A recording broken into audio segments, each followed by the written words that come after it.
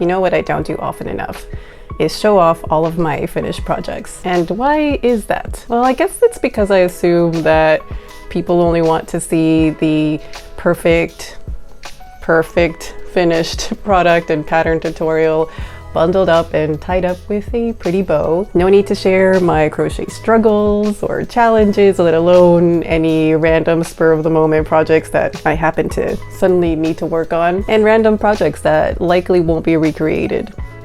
Right? So the problem with that is I don't give you the chance to see these less than perfect masterpieces, which, you know what, they deserve to be seen. And so what if I don't release a pattern or a tutorial and I make something just because I felt like it, without the pressure of writing detailed instructions and releasing them out to the world? So I'm going to show you everything I made in the month of May.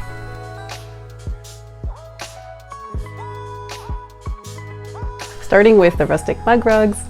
These turned out cuter than I expected, plus I did get to play around with this grit stitch variation, and I think that this stitch is actually really great for home decor and other accessories and very beginner friendly projects.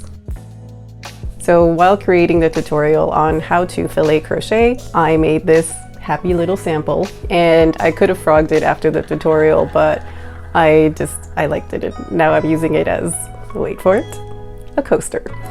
So to go along with the fillet crochet tutorial, I also made this fillet crochet top.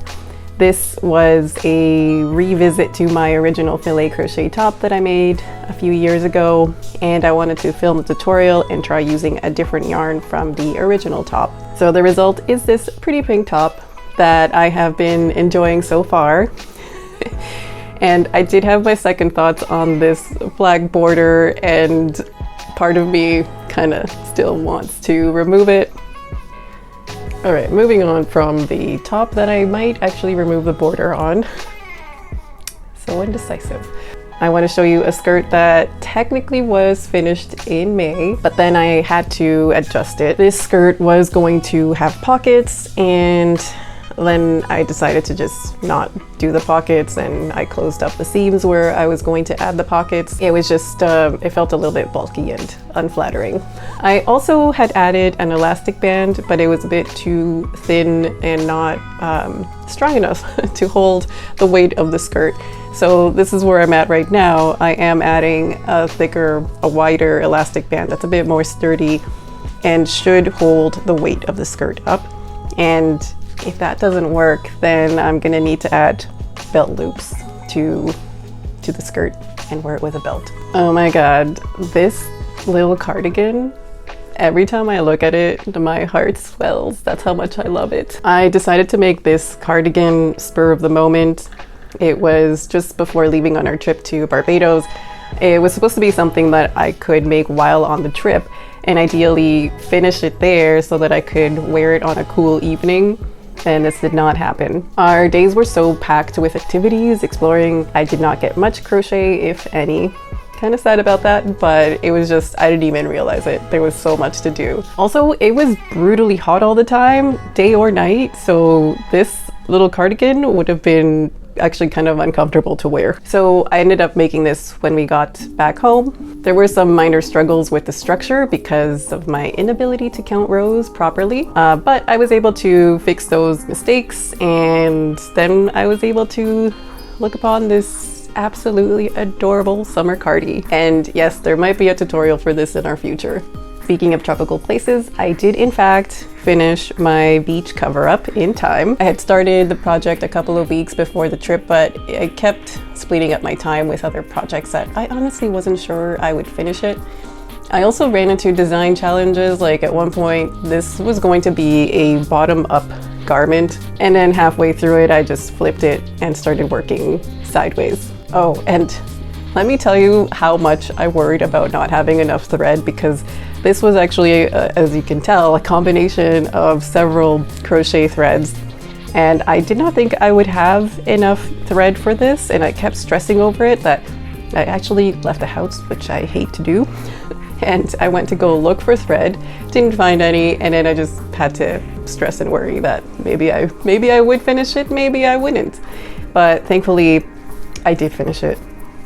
and I enjoyed wearing this. I wore it to all the beaches. It was great. It was perfect. This next project from May was something I needed to do because I was getting a little tired. Building a crochet empire takes a lot of time and energy, and with designing and having to document everything, I started to feel like I didn't want to crochet at all. This bag was a result of me going through my basket of forgotten crochet bits and pieces.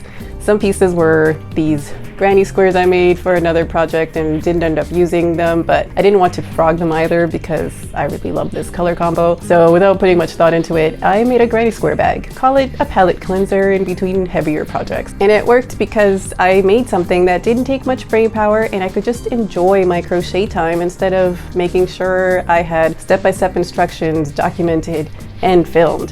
Though I did do some filming, so I might share that. So after making the granny square bag, I realized that I needed to make something that would make me smile. And I remembered my little bees pattern that I released a very long time ago.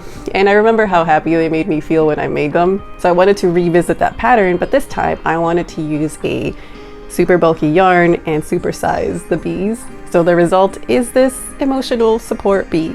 It makes me smile and I love how bright and happy it makes the place feel. It sits with the haiku crow. I hope I said that properly.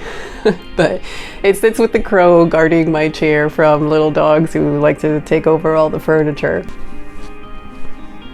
And it seems that the emotional support bee was a gateway project back into amigurumi, which is something that I haven't been into as much lately. When I first got the crochet bug, I was obsessed with amigurumi.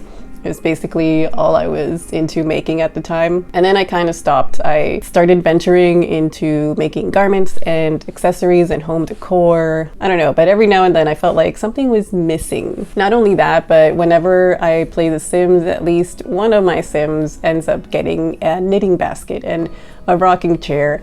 And eventually I find myself trying to fulfill the Lord or Lady of the Knits aspiration. Anyway, the other day I was playing The Sims, and one of my Sims started to knit, and they actually made the Octavian the Octopus plushie, which is labeled as knit, but it's very obviously crochet.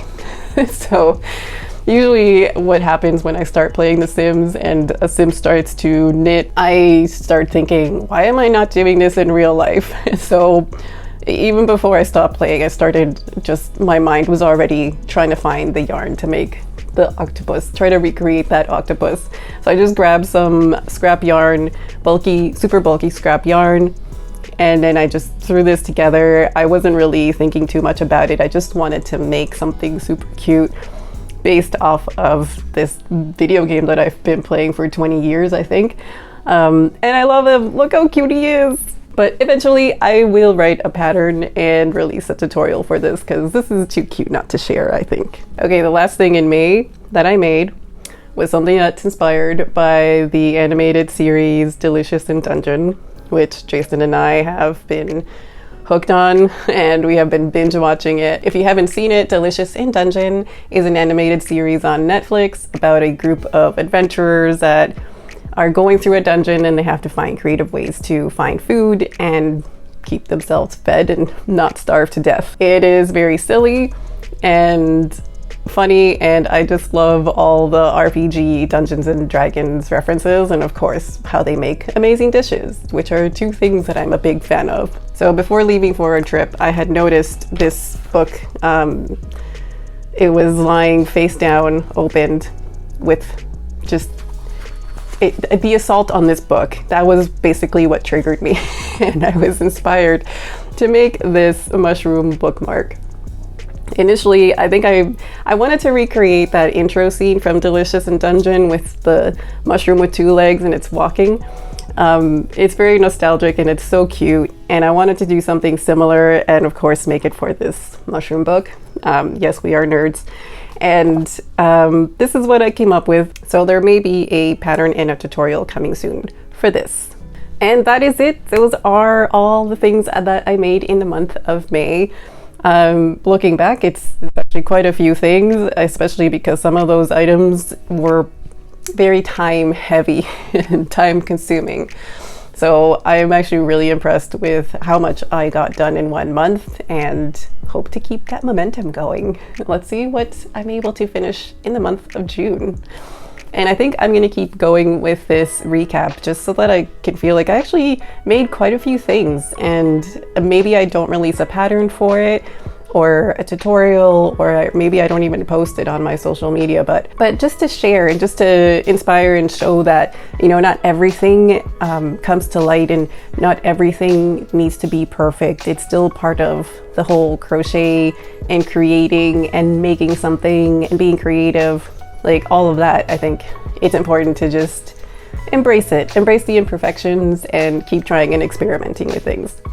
So I hope you found this very inspiring, and I hope you enjoyed seeing all my creations.